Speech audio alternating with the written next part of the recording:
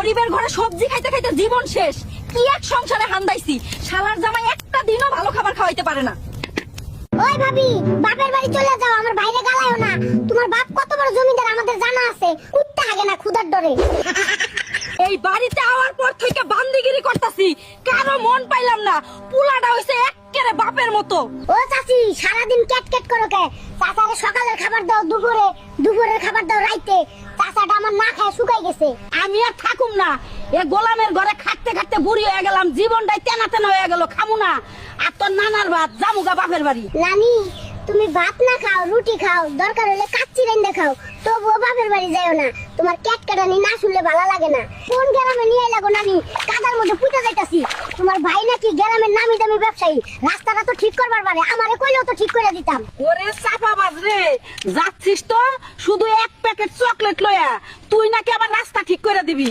নাতি ভালো করে লেখাপড়া কর, বিসিএস ক্যাডার হইলে মেয়ের মায়েরা তোর পিছনে লাইন ধরবে।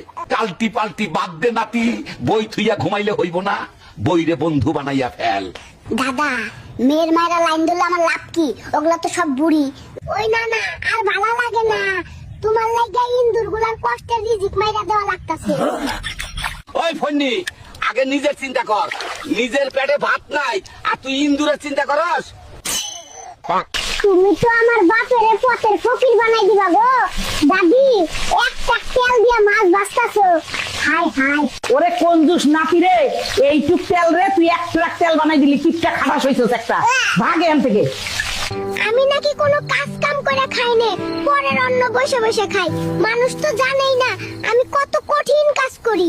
ফুলটুরির মার ছাগলটা বেচা কালকে একটা আইফোন আর ভ্যান কিনমু, আর পাট নিয়ে বেড়ামু। নাতি, ব্যাপার কি? সারা ঘর খুঁজে তোরে পায় না, তুই ফ্রিজের ভিতরে বসে আছিস কেন? আব্বারে আজ 2 বছর ধরে কইতাছি একখান এসি কিনবার জন্য, সে আমারে ফাঁকি দিয়েই যাইতাছে।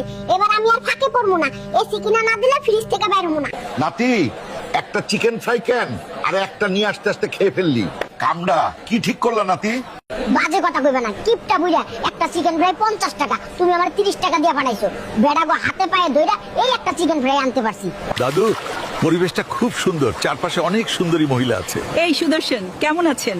মনে আছে গত বছর আপনি আমাকে এখানে এনেছিলেন? এই মহিলা, আপনি কাকে কি বলছেন? দাদু ভাই, আমাকে বাঁচা, আমি এই প্রেশার নিতে পারছি না। দাদু, এ তো দেখি মেয়েদের ফাঁদ। চল ভাগো তাড়াতাড়ি। নাতি, তোর দাদিরে জিগা কালকের বিষয়টির জন্য সরি বলবে নাকি এই ভাইরাস মেশানো পানি খাবে, ডিসিশন তার। ওকে, আমি ভাইরাস মেশানো পানিই খাবো, তাও তাই। বুইরারে সরি বলবো না।